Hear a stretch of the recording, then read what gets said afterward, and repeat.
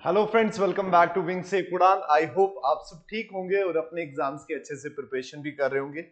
आप सब जैसे जानते हैं कि हमने जेकेपीएसआई की रीजनिंग की रिवीजन सीरीज स्टार्ट की हुई है और जिसमें हमने कुछ चैप्टर्स अपने कंप्लीट कर लिए हैं। इसकी प्लेलिस्ट भी बनी हुई है। अगर कोई भी स्टूडेंट फर्स्ट टाइम अगर ये वीडियो देख रहा है तो आप हमारे चैनल विंग से उड़ान में जाकर हमारी मेरी प्लेलिस्ट वहां पर रीजनिंग की आप चेक कर सकते हैं और वहां पे जितने भी टॉपिक्स अभी चैप्टर्स कवर किए वो सारे आप पढ़ सकते हैं और रिवाइज कर सकते हैं। ठीक है जी, चलिए आज हम नया चैप्टर एक स्टार्ट करेंगे, वो है स्पेस विजुअलाइजेशन, जो डायरेक्टली आपके सिलेबस में मेंशन है। अब स्पेस विजुअलाइजेशन होता क्या है? स्पेस विजुअलाइजेशन जो है वो डाइस को ही बोला जाता है। ठीक है, अब हमने पढ़ना डाइस एक्चुअल में। ठीक है, तो अब डाइस पढ़ते हैं, इंपॉर्टेंट चैप्टर है। हो सकता है कि यहाँ पे एक क्वेश्चन आपको दिखे डाइस चैप्टर में भी। ठीक है, अब पढ़ने से पहले डाइस के एमसीक्यूज डायरेक्टली पढ़ने से पहले मैं डाइस के कुछ बेसिक कंसेप्ट बताना चाहूंगा। अब डाइस क्या है ये पढ़ना। डाइस वो होता है जिससे हम लूडो खेलते हैं ना, जब हम लूडो जिससे खेलते हैं उसको बोलते हैं डाइस। अब डाइस में अगर मैं बात करूं तो एक्चुअल में जो डाइस होता है उसके कितनी साइड्स होती है? 6।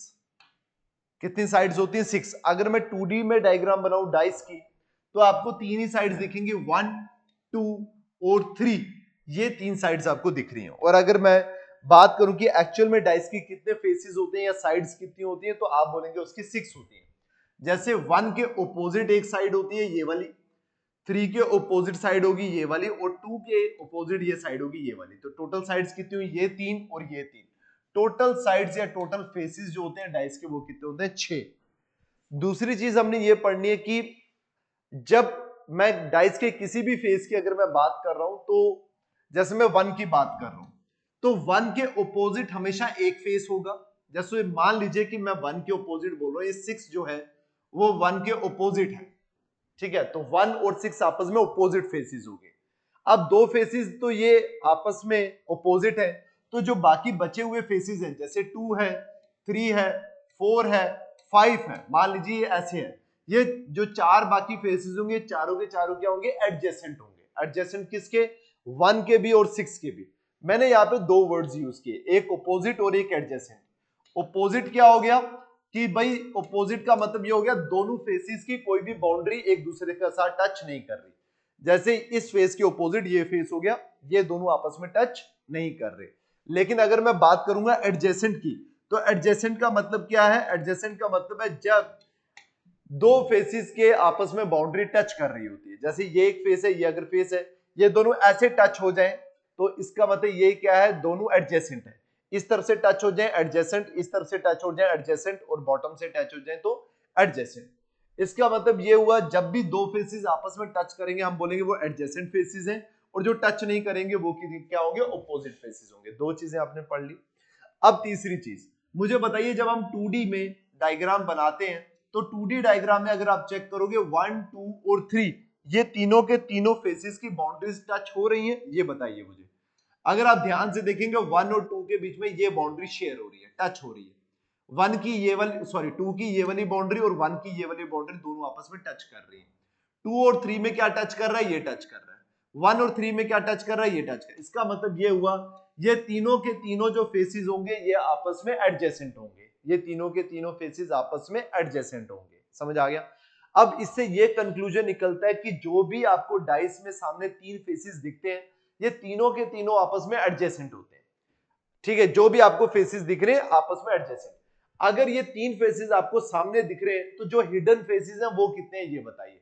अगर तीन सामने हैं, टोटल हमारे पास 6 फेसेस होते हैं, तो बचे पीछे कितने? 3 फेसेस। इसका मतलब जो तीन फेस जो हमें फेसेस दिख नहीं रहे वो कितने फेसेस है? 3। अब वो तीन कौन से होंगे? एक होगा 4, एक होगा 5 और एक होगा 6। समझ आया? एक होगा 4, एक होगा 5 और एक होगा 6। अब मुझे नहीं पता कि भाई उनकी सीक्वेंस क्या है, बस ये पता है ये जो तीनों फेसेस है ये कहां पे होंगे? हिडन होंगे। अगर सामने ये तीन है तो छुपे हुए ये तीन होंगे। अब मान लीजिए जो छुपे हुए फेसेस है वो भी मैं आपके सामने ऐसे ड्रॉ कर देता हूं और ये ऐसे उनका ये सीक्वेंस है, मान लीजिए, सपोज कर लीजिए। अब मुझे बताइए 4 और 5 जो है वो आपस में एडजेसेंट है या ऑपोजिट है? अगर आप देखेंगे 4 और 5 में ये बाउंड्री टच कर रही है, इसका मतलब दोनों एडजेसेंट है। 5 और 6 में ये बाउंड्री टच कर रही है, एडजेसेंट है। 4 और 6 में ये बाउंड्री टच कर रही है, मतलब एडजेसेंट। इसका मतलब ये हुआ कि ये जो तीनों फेसेस हैं, तीनों के तीनों आपस में क्या है, एडजेसेंट है। अब ध्यान से बात सुनिए, बड़ा इंपॉर्टेंट पॉइंट है ये बहुत इंपॉर्टेंट पॉइंट है डाइस का। डाइस में टोटल फेसेस होते हैं 6। आपको जो 3 फेसेस होते हैं वो शो होते हैं, आपको सामने दिख रहे होते हैं, और जो 3 फेसेस होते हैं वो होते हैं हिडन। अब मैंने क्या बात बोली अभी, जो आपको समझाया मैंने समझाया, जो आपको फेसेस दिख रहे होते हैं सामने, विजिबल होते हैं जो फेसेस आपको विजिबल होते हैं, ये तीनों के तीनों क्या होते हैं, एडजेसेंट होते हैं। तीनों के तीनों एडजेसेंट होते हैं। और जो फेसेस हिडन होते हैं वो भी तीनों के तीनों क्या होते हैं, एडजेसेंट होते हैं। वो भी तीनों के तीनों क्या होते हैं, एडजेसेंट होते हैं। समझ आ गया? जो विजिबल फेसेस हैं वो भी एडजेसेंट, और जो हिडन फेसेस हैं वो भी एडजेसेंट। समझ आ गया? लास्ट चीज जो इसमें आपको समझना है, एक होता है स्टैंडर्डाइज और एक होता है स्टैंडर्डाइज, एक हो गया, और एक होता है जनरलाइज। एक क्या होता है, जनरलाइज। अब ये दोनों क्या है, ये आपने पढ़ने हैं। स्टैंडर्डाइज वो डाइस होती है जिसमें अपोजिट फेसेस का सम जो होता है वो 7 होता है। स्टैंडर्डाइज वो डाइस होती है जिसमें अपोजिट फेसेस का सम क्या होता है, 7 होता है। जैसे मान लीजिए ये आपके पास एक डाइस है, मान लीजिए ये एक डाइस है, 1 2 और 3 ये डाइस है। अगर मैं बोलूं 1 के अपोजिट 6 है, 2 के अपोजिट 5 है और 3 के अपोजिट 4 है, क्या ये स्टैंडर्ड डाइस है? यस। अगर आप ध्यान से देखेंगे तो अपोजिट फेसेस का जो सम है वो 7 है। जैसे 1 के अपोजिट हो गया 6, तो 1 और 6 कितने हो गए, 7। 2 के अपोजिट हो गया 5, तो 2 और 5 कितने हो गए, 7। 4 के अपोजिट हो गया 3, 4 और 3 कितने हो गए, 7। इसका मतलब जितने भी अपोजिट पेयर्स है ना, उनका आपस में जो सम है वो क्या है, 7 है। 7 है। अगर अपोजिट फेसेस का सम 7 होता है तो उसको बोलते हैं स्टैंडर्ड डाइस। और जनरल डाइस वो डाइस होती है जिसमें अपोजिट फेसेस का सम नॉट इक्वल टू 7 होता है, जैसे ये। अब यहां पे आप ये बता सकते हैं कि ये जनरल डाइस है, इसीलिए क्योंकि 1 और 6 यहाँ पे दोनों एडजेसेंट है, और अगर ये दोनों एडजेसेंट है तो इसका मतलब ये अपोजिट में मिलकर कभी भी 7 नहीं बनाएंगे, तो इसका मतलब ये स्टैंडर्ड डाइस नहीं, ये जनरल डाइस है। यही दो डिफरेंस होता है स्टैंडर्ड और जनरल में, याद रखिएगा ध्यान से, ठीक है। अब देखिए, अब इसी पे आपको कुछ टाइप्स के क्वेश्चंस आते हैं। जैसे मान लीजिए ये पहला क्वेश्चन है, मैं पहला क्वेश्चन आपको बता रहा हूं, ये डायरेक्टली क्वेश्चन ही समझे, ठीक है। When a single dice is given, ठीक है, when a single dice is given, मान लीजिए 1 2 3 ये फेसेस दिए आपको, ठीक है, और आपको पूछा जा रहा है what is the opposite to 4, या फिर चलिए what is the opposite to 1 कर लीजिए। व्हाट इज द अपोजिट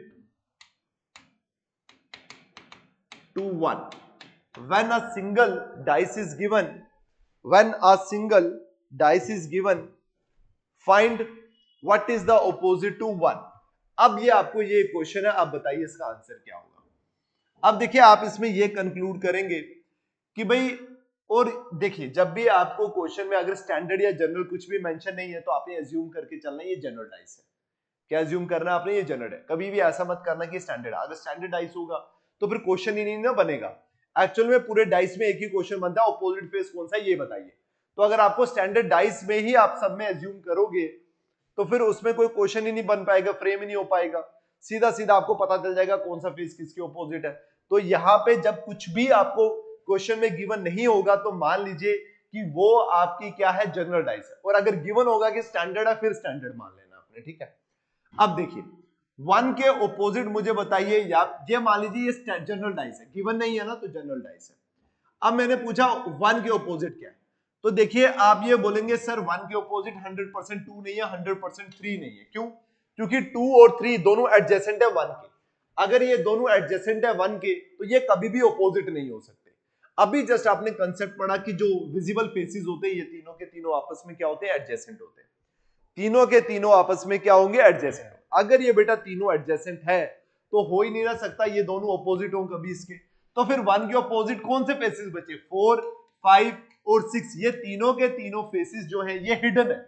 इसका मतलब पूरी पॉसिबिलिटी है कि 1 के अपोजिट 4 भी हो सकता है, पूरी पॉसिबिलिटी है 1 के अपोजिट 5 भी हो सकता है, पूरी पॉसिबिलिटी है 1 के अपोजिट 6 भी हो सकता है। इसका मतलब आप 100% नहीं बता सकते 1 के अपोजिट 4 है, 1 के अपोजिट 5 है या 1 के अपोजिट 6 है। बस आप ये बता सकते हैं कि 1 के अपोजिट इन तीनों में से एक होगा, और 2 कभी नहीं होगा, और 3 कभी नहीं होगा। ये 100% है। समझ आ गया?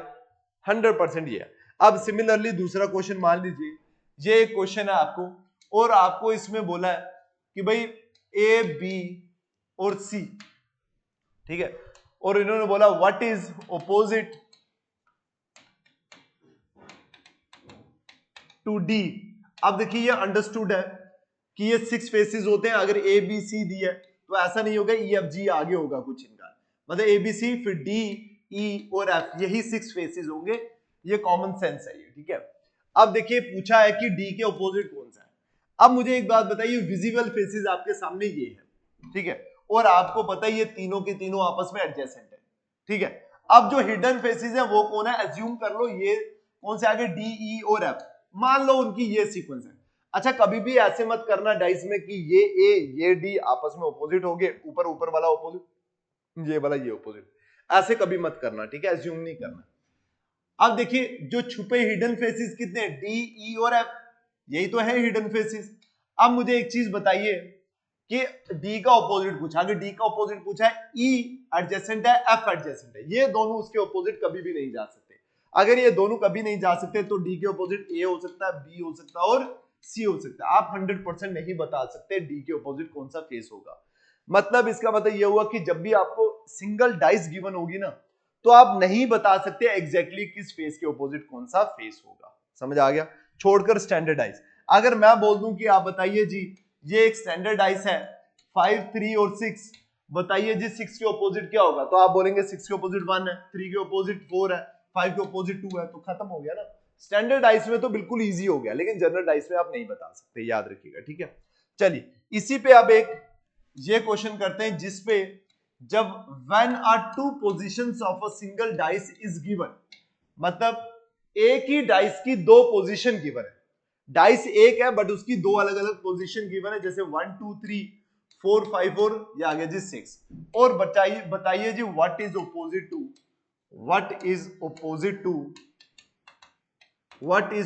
टू टू, ये बताइए। अब 2 के ऑपोजिट 5 मत कर देना, ठीक है। अब ये क्वेश्चन है when two positions of a single dice is given then what is opposite to 2, या फिर find out the opposite face of 2, ठीक है। अब इसमें मुझे बताइए क्या आएगा। अब देखो ये सेम क्वेश्चन है जैसे आपने अभी सिंगल डाइस वाला किया। इस क्वेश्चन में ये फर्क है कि आपको दोनों डाइस सामने दे दिए, मतलब विजिबल जो सामने, दोनों हिडन जो हिडन फेसेस थे वो भी सामने है और दूसरे तो वैसे भी सामने थे। अब आपको इसमें सेम पैटर्न है, आप नहीं बता सकते 2 के ऑपोजिट 100% 1 नहीं होगा, 100% 3 नहीं होगा, लेकिन 2 के ऑपोजिट 5 भी हो सकता है, 4 भी हो सकता है और 6 भी हो सकता है। ये आ गया आपका आंसर, ये आ गया जी आपका आंसर। समझ आया, ठीक है। चलिए अब नेक्स्ट क्वेश्चन। चलिए अब देखिए एक कंसेप्ट आता है ये वाला 1 5 6 3 4 1, चलिए ठीक है। अब क्या है, ये केस है when one face is common. इसका मतलब ये हुआ, ये कंडीशन दी है आपको कि एक फेस कॉमन है, मतलब ये दो एक ही डाइस है। याद रखना आपको क्वेश्चन में अगर आपको जब तक मान लीजिए पहले एक क्वेश्चन दिया, क्वेश्चन में 4 डाइसेस दिए आपको, तो ये मत समझना ये चारों डाइसेस अलग है, नहीं, ये एक ही डाइस की 4 पोजीशंस होती हैं, ठीक है। वो आप क्वेश्चन पढ़ोगे अगर ध्यान से तब भी आ जाएगा। ये बस एग्जाम के प्रेशर की बात होती है, कई बार इंसान जब उसने चैप्टर नहीं पढ़ा होता, अगर फर्स्ट टाइम वो जाकर देख रहा है तब उसको ये लग सकता है, बट अगर आपने पढ़ा, आप पहले ही अवेयर हैं, तो फिर कोई प्रॉब्लम नहीं है, ठीक है। अब देखिए आपको मैंने बोला कि भाई 4 मतलब एक ही डाइस की 4 पोजीशन गिवन है आपको, ठीक है। उसी तरह यहां पे बोला है कि एक डाइस की 2 पोजीशन गिवन है और इन दोनों में 1 कॉमन फेस है। 1 कॉमन का मतलब एक फेस कॉमन होगा इन दोनों में, कोई कौन सा आ गया यहाँ पे 1, यहाँ पे फेस कौन सा आ गया 1। अब इसका एक मेथड होता है सॉल्व करने का, सबसे बेस्ट ट्रिक होती है 1 कॉमन फेस में, या फिर सबसे बेस्ट मेथड होता है क्योंकि आपको एग्जैक्ट बता देता है, चाहे आपकी डाइस जनरल हो, चाहे आपकी डाइस जनरल हो, ये बता देगा आपको कि भाई किस फेस के ऑपोजिट कौन सा फेस होता है। जैसे 1 के ऑपोजिट बताइए जी, अब इसमें क्या एक ट्रिक क्या है, मेथड क्या है कि 1 से आपने जो भी फेस कॉमन है, जैसे यहाँ पे 1 कॉमन है तो 1 से क्लॉकवाइज चलना, आपने क्या चलना, आपने क्लॉकवाइज। 1 से क्या चलना आपने, क्लॉकवाइज। आपकी चॉइस है 1 से क्लॉक चलो या एंटी क्लॉक चलो, लेकिन चलनी एक ही डायरेक्शन है। अगर क्लॉक चल रहे हो तो क्लॉक ही चलना है, अगर एंटी क्लॉक चल रहे हो तो एंटी क्लॉक चलना है। ये नहीं मत करना एक क्लॉक और एक एंटी क्लॉक, ये भी एक कंडीशन आती है, वो आगे पढ़ेंगे कब हमें एक क्लॉक और एक एंटी क्लॉक चलना होता है, ये आगे पढ़ेंगे, ठीक है। जब वन कॉमन फेस आएगा ना बेटा, वन कॉमन फेस में याद रखना जो फेस कॉमन होगा आपका वहां से आपने क्लॉकवाइज डायरेक्शन चलनी है। अब जो कॉमन है उसको लिख लीजिए। कॉमन के बाद नेक्स्ट फेस कौन सा, क्लॉक में 5, उसके बाद नेक्स्ट कौन सा आ गया 6, कॉमन है 1, 1 के बाद कौन सा है 3, 3 के बाद कौन सा है जी 4। अब मुझे बताइए और जो बचा हुआ फेस कौन सा है 2, उसको लिख दीजिए जो कॉमन फेस था आपका 1, 1 के ऑपोजिट। अब ये क्वेश्चन, ये मेथड ये कहता है जब आप इस फॉर्मेटिंग में लिखोगे तब ये जो आपको फेसेस मिलेंगे ना, ये फेसेस आपस में ऑपोजिट होंगे। ये जो आपको फेसेस मिलेंगे आपस में क्या होंगे, ऑपोजिट होंगे। मतलब 3 का ऑपोजिट 5 होगा, 4 का ऑपोजिट 6 होगा और 2 का ऑपोजिट 1 होगा। ये मेथड सेम अगर आप लगा ले एंटी क्लॉक, मान लीजिए किसी बच्चे को लग रहा है एंटी क्लॉक चलकर देखें, तो एंटी क्लॉक चले, ये आ गया 1, फिर आ गया 4, फिर आ गया 3, यहां से भी एंटी क्लॉक चले, फिर आ गया 1, फिर आ गया 6, फिर आ गया 5, ओ जो बचा हुआ फेस वो लिखे 1 के ऑपोजिट। क्या देखिए इन दोनों के ऑपोजिट्स में कोई डिफरेंस आ रहा है, नहीं आ रहा ना। इसका मतलब चाहे आप क्लॉक चले या एंटी क्लॉक चले आपका सेम ही रहेगा। समझ आ गया। ये मेथड है जी, बेस्ट मेथड है किसका, जब भी आपको कोई क्वेश्चन आए ऐसा कि 4 डाइसिस गिवन है, 5 डाइसिस गिवन है, आपने एक ही काम करना, आपको पूछा जाए कि कोई पर्टिकुलर या फिर स्पेसिफिक फेस इसके ऑपोजिट बताइए कौन सा फेस है, आपने पता क्या करना है, आपने वो 2 डाइस उठानी है जिन दोनों डाइस में 1 कॉमन फेस आएगा, ठीक है।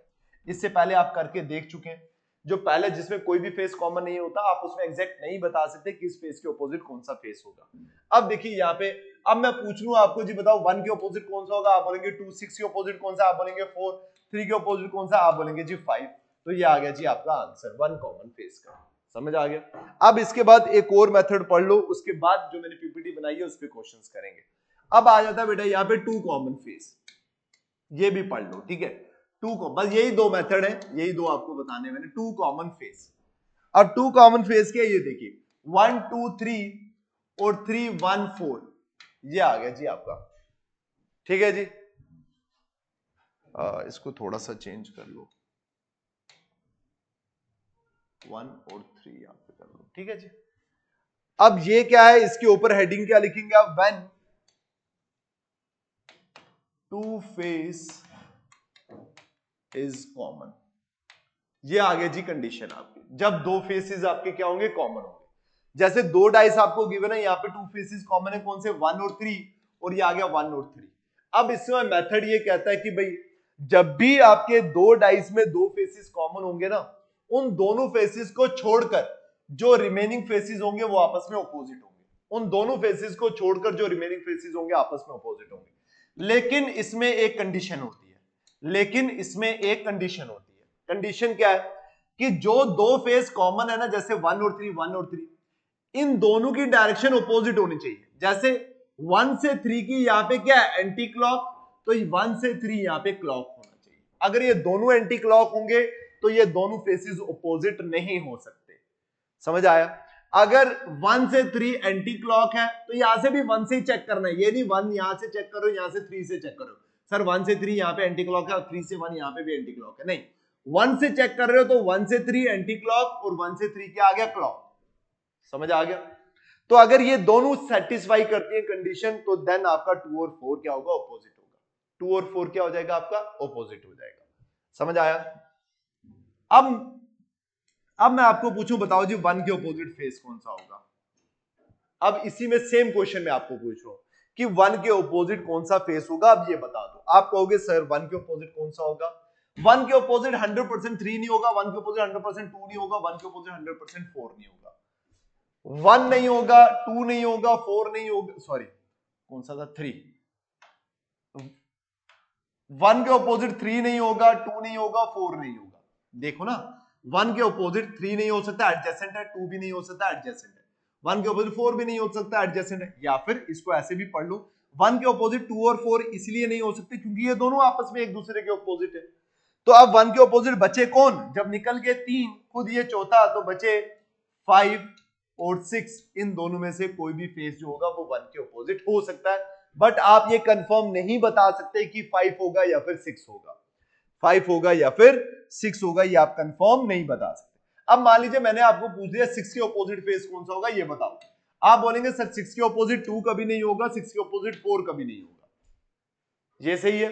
6 के ऑपोजिट 2 कभी नहीं होगा, 6 के ऑपोजिट 4 कभी नहीं होगा, ये 100% आपको इंफॉर्मेशन मिल गई, ठीक है जी। क्यों? क्योंकि ये दोनों आपस में ऑपोजिट है, तो ये 6 के ऑपोजिट जा ही नहीं सकते।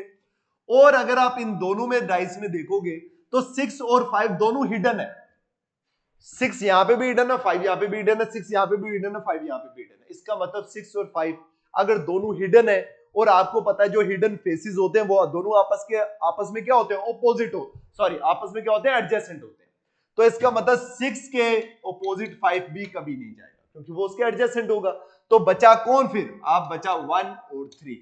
6 के ऑपोजिट कौन हो सकता है? 1 भी हो सकता है और 3 भी हो सकता है। समझ आ गया? इसी तरह अगर आपको पूछेंगे 5 के ऑपोजिट कौन होगा, आप बोलेंगे 5 के ऑपोजिट 6 नहीं होगा, क्योंकि 6 उसके एडजेसेंट होगा। तो इसका मतलब 1 और 3 में से कोई भी हो सकता है। मैंने आपको यहाँ पे मेथड्स करवा दिए। अब मेथड्स अगर आपने पढ़ लिए और अगर आपको समझ आ गए तो बेटा अब आ जाओ यहाँ पे पीपीटी पे।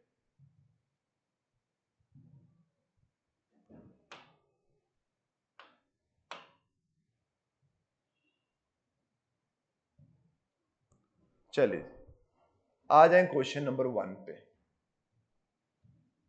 कुछ क्वेश्चंस करिए। 2 different positions of a single dice are given. देखिए 2 डिफरेंट पोजीशंस हैं सिंगल डाइस की, एक ही डाइस की 2 अलग पोजीशंस हैं। कह रहे find the number which is opposite to 3। 3 के अपोजिट कौन सा नंबर है ये बताइए। अगर ध्यान से देखेंगे ये 1 कॉमन फेस है, 3 और 3। कैसे चलना है क्लॉक? कैसे चलना है क्लॉक? तो 3 1 2 और 3 4 5। तो बचा हुआ किसके अपोजिट? 6 के। अब बताओ किसके 3 के अपोजिट बताना है? 6। तो आंसर आ गया बेटा 6। चलिए समझ आ गया। क्वेश्चन नंबर 2 करिए। 2 different positions of a single dice are given, then find the number which is opposite to 4। 4 के ऑपोजिट बताइए। पहले देखिए दोनों डाइस में क्या है, 1 कॉमन है 2 कॉमन है। यहाँ पे 1 कॉमन फेस है, 2 और 2। अब बताइए 4 के ऊपर 2 से क्लॉक चलो, 2 4 6। 2 से क्लॉक चलो, 2 3 1। 2 3 और 1। किसका पूछा? 4 का। 4 के ऑपोजिट कौन हो गया बेटा? 3, ऑप्शन 2। चलिए जी नेक्स्ट। समझ आ गया? समझ आ गया ना? नेक्स्ट चलिए क्वेश्चन नंबर 3 करें इसको सॉल्व। अब देखिए कह रहे हैं डॉलर के ऑपोजिट कौन सा फेस है ये बताएं। दोनों डाइस में देखिए क्या कॉमन है, 1 कॉमन फेस है, 2 कॉमन, 1 कॉमन, हैश ही कॉमन है। अब यहां से भी क्लॉक और यहां से भी क्लॉक, ठीक है। तो हैश परसेंटेज और आ गया eight the rate, hash star और आ गया डॉलर। तो डॉलर के ऑपोजिट कौन है? At the rate, option B आ गया आपका करेक्ट आंसर। चलिए जी नेक्स्ट। देखिए अब अगर आपने कंसेप्ट पढ़ा हो ना तो इजी हो जाता है ये, ठीक है। कंसेप्ट पढ़ा होना चाहिए बस, ठीक है। ये आ गया जी। कैरे 2 positions of a dice of a cube are shown. Cube और डाइस सेम हो गया, ठीक है। What will come opposite to the face showing at the rate. At the rate के ऑपोजिट कौन है ये बताइए। अब इन दोनों में मुझे बताइए 1 कॉमन फेस है, यस। ये जो इंफिनिटी का साइन है ये 1 कॉमन फेस है। तो इंफिनिटी से क्लॉक और इंफिनिटी से क्लॉक। तो इंफिनिटी ये आ गया एट द रेट और ये आ गया जी ट्राइंगल। फिर आ गया इंफिनिटी 1 और 1। अब बताइए किसके ऑपोजिट पूछ रहे हैं? एट द रेट की। एट द रेट के ऑपोजिट कौन आ गया? 1। तो आपका आंसर आ गया जी 1। डन, खत्म। चलिए जी अब नेक्स्ट क्वेश्चन चलिए। चलिए बताइए अब इसमें कह रहे 2 different positions of a dice are given, then find the correct option which represent that dice given in question figure. चलिए ये बोल रहे हैं, अब क्वेश्चन उल्टा हो गया कि भाई ये 2 डाइस आपको गिवन है। अब बताइए ऑप्शन में से कौन सी ऐसी डाइस है जो बिल्कुल इससे रिजेंबल करती है। इसका मतलब ये हुआ डाइसिस, 2 डाइसिस सेम कब होती है? जब उनके ऑपोजिट सेम होते हैं। अगर उनके ऑपोजिट सेम तो डाइसिस सेम, अगर ऑपोजिट सेम तो डाइसिस भी सेम। अब चलिए एक काम करते हैं, पहले ऑपोजिट फाइंड कर लेते हैं। 5 से क्लॉक चलिए, 5 1 4 और 5 से क्लॉक चलिए 5 2 3। 5 2 और 3 बचा हुआ 6। ये आ गया। अब मुझे बताइए ऑप्शन ए। ऑप्शन ए में 5 और 6 ऑपोजिट, यहाँ पे एडजेसेंट दे रहे हैं, बट एक्चुअल में 5 और 6 क्या है? ऑपोजिट है। तो क्या ये डाइस और ये डाइस सेम हो सकती है? नहीं। अब मुझे बताइए 1 और 2 ऑपोजिट है हमारी डाइस में, बट यहाँ पे एडजेसेंट हो सकता है? नहीं। अब मुझे बताइए 3 और 4 हमारी डाइस में ऑपोजिट है, बट यहाँ पे क्या एडजेसेंट है? हो सकता है? नहीं। ऑप्शन डी सही। 1 का ऑपोजिट 2 है, 1 का ऑपोजिट 2 यहाँ हो सकता है। 4 का ऑपोजिट 3 है, बॉटम में हो सकता है। 6 का ऑपोजिट 5, यस। इसका मतलब ये दोनों डाइस और ये डाइस हमारी क्या है? सेम है। समझ आ गया? चलिए चले नेक्स्ट क्वेश्चन। अच्छा, ये आज इतना ही क्वेश्चन मैंने रखे हुए और कुछ का आपको मैंने कंसेप्ट पढ़ाने थे और कुछ मैंने आपको क्वेश्चंस करवाने थे। ठीक है, हमने आज कंसेप्ट पढ़ लिया सिंगल डाइस का भी, और जब दो डाइस की पोजीशन गिवन है, नो कॉमन फेस है, और एक और हमने पढ़ा है जिसमें दो डाइस गिवन है बट वन कॉमन फेस है, और एक और कंसेप्ट पढ़ा दो डाइस गिवन है और टू कॉमन फेस है। तीनों हमने पढ़ लिया और कुछ क्वेश्चंस भी कर लिए। नेक्स्ट वीडियो में और क्वेश्चंस करेंगे प्रैक्टिस, और बाकी ओपन डाइस भी पढ़ेंगे। ठीक है, तो अच्छे से आपको इसके अलावा जितना पॉसिबल क्वेश्चन हो सकता है मैं सारे ले आऊंगा आपको। ठीक है, आराम से आपसे सॉल्व हो जाएंगे। अब बेटा देखो, जेई सिविल की वैकेंसीज आउट हुई हैं और जेई सिविल का हम ऑफलाइन बैच स्टार्ट कर रहे हैं। ठीक है, एक्सपर्ट फैकल्टी है। लास्ट टाइम हमारे यहाँ पे बैचेस जब चले थे तो सिलेक्शन हुई थी हमारी, उनसे भी हम हो सके तो उन बच्चों से भी आपकी बात या फिर उन बच्चों से भी आपकी इंट्रोडक्शन करवाएंगे क्लास में, क्या एक्सपीरियंस रहा है, कैसे उन्होंने उनको हेल्प मिली हमसे या फिर क्या अप्रोच रही, कैसे कैसे उन्होंने सॉल्व किया। ठीक है, तो बाकी बड़ी अच्छी अपॉर्चुनिटी है, 508 वैकेंसीज है, बहुत ज्यादा वैकेंसीज है। तो सिविल के जितने भी बच्चे हैं, मैं ये कहूंगा टेक्निकल बच्चे सारे स्विच कर जाएं सिविल में एटलीस्ट, क्योंकि बार बार ये वैकेंसीज भी नहीं आउट होती और इसमें वैसे भी हर स्टूडेंट एलिजिबल नहीं है, क्योंकि जिसके पास टेक्निकल डिग्री और टेक्निकल में भी सिविल है वही एलिजिबल है। तो पहले ही काफी सारे स्टूडेंट जो होते हैं वो फिल्टर हो जाते हैं। तो ट्राई करो कि पहले इसी में घुसकर फॉर्म भरो और पढ़ना शुरू करो, ताकि आपको हेल्प हो। और बड़ी अच्छी जॉब होती है जेई की, आपको पता है, जूनियर इंजीनियर की। ठीक है, हम बैचेस स्टार्ट करें 5 अप्रैल से, हमारी फैक्ट्री डेमो क्लासेस हमारी स्टार्ट हो रही है, हाइब्रिड मॉडल चलेगा, offline plus online live batches हमारे चलेंगे, ऑफलाइन भी और ऑनलाइन भी। अगर आप ये वीडियो देख रहे हैं आज, अगर आपको पता लग रहा है कोई भी आपका फ्रेंड, उसके साथ शेयर करिए, या फिर अगर आपने पढ़ना है सिविल का करना है तो आप रजिस्टर कर सकते हैं हमारे गिवन नंबर्स पे, इन नंबर्स पे कांटेक्ट करके अपने आप को रजिस्टर करवाइए डेमो क्लासेस के लिए। डेमो अटेंड कर लीजिए, डेमो तो फ्री ऑफ कॉस्ट होते हैं, कोई प्रॉब्लम नहीं। अगर आपने कोचिंग नहीं करनी होगी तो कोई इशू नहीं, एटलीस्ट फैकल्टी से गाइडेंस लेकर तो आगे अपना कुछ ना कुछ कर सकते हैं, फैकल्टी के टच में तो रह सकते हैं, हेल्प तो हो जाएगी ना, किसी भी वे से हेल्प हो जाएगी। तो बेटा ऑफलाइन और ऑनलाइन दोनों बैचेस चल रहे हैं, जो बच्चे ऑफलाइन नहीं आ सकते वो ऑनलाइन ज्वाइन कर सकते हैं। तो हमारे बैचेस स्टार्ट है 5 अप्रैल से, आप रजिस्टर कर सकते हैं बेटा। ठीक है, जेई सिविल का। प्लस दूसरा, नायब तहसीलदार का आपको मैंने हर बार बताया, हर वीडियो में लाइव बैचेस हमारे चल रहे हैं। लाइव बैचेस एप्लीकेशन में भी चल रहे हैं और ऑफलाइन भी चल रहे हैं हमारे लाइव बैचेस। ठीक है, और जो सीरियस कैंडिडेट है वो एनरोल हो चुके हैं ऑलरेडी, अपनी प्रिपरेशन स्टार्ट कर चुके हैं। अब आप देखिए, आपने वेट करना नोटिफिकेशन का या पहले एनरोल होकर अपनी प्रिपरेशन को स्टार्ट करना है। ठीक है, ये डिसीजन आपका है, अपनी लाइफ में डिसीजंस आप खुद लीजिए, ज्यादा बेटर है, हमारे फोर्स करने पे कहीं पे भी नहीं। आपको अगर लगता है कि पहले पढ़ना चाहिए तो पहले पढ़ना स्टार्ट करो, और अगर आपको लगता है नहीं हमें जरूरत नहीं, नोटिफिकेशन का वेट करेंगे, उसके बाद ही हम सुपरमैन है, सुपर पावर्स है हमारे पास, हम उसके बाद क्वालिफाई कर जाएंगे, तो बेटा बिल्कुल क्यों नहीं, आप वेट करें। ठीक है, उसके बाद ही एनरोल होना। ठीक है बेटा, या जैसे भी करना आपको। ठीक है, तो दोनों बैचेस हमारे चल रहे हैं। कोई भी अब बाकी आपको प्रॉब्लम हो, स्टडी मटेरियल किसी भी चीज की अगर नीड हो, आप कांटेक्ट कर सकते हैं बेटा। ठीक है, आज के लिए बस, मिलते हैं नेक्स्ट वीडियो में। Till then take care, bye bye, thank you so much.